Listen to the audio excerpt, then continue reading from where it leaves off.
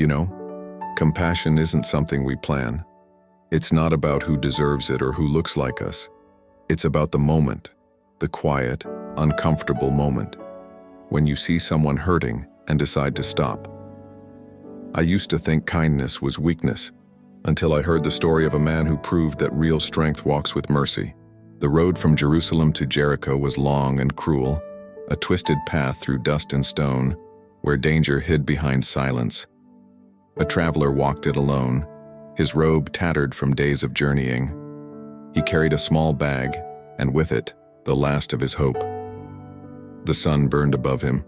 Sweat dripped down his neck. Then, from behind the rocks, voices, rough, sharp, hungry. "Get him!" one shouted. Hands grabbed him, shoved him to the ground. He struggled, but a fist struck his face. Another tore his bag away. The last thing he felt was a kick in the ribs and the taste of dirt. When he opened his eyes again, the world was red. His blood stained the road. The wind was the only thing that stayed. He whispered weakly, "Help. Please." But the desert didn't answer. Hours passed. Then came footsteps, steady, confident. A priest in fine robes appeared on the path. The wounded man's eyes lit up. "Please, help me," he breathed. The priest stopped, looked. He covered his mouth with his hand, as if the man's pain were contagious. He whispered to himself, "I must stay clean. I can't be late for the temple." And just like that, he crossed to the other side of the road, his white robe spotless, his heart untouched. Sometime later, another figure appeared. A Levite, a man known for keeping the laws of God. He saw the wounded traveler, slowed down, and frowned. He muttered, "Poor soul. Must have angered the wrong people," then looked away. His sandals carried him forward, faster than before. The traveler tried to raise his hand. "Please, don't go." But the Levite was already gone. The sun fell lower.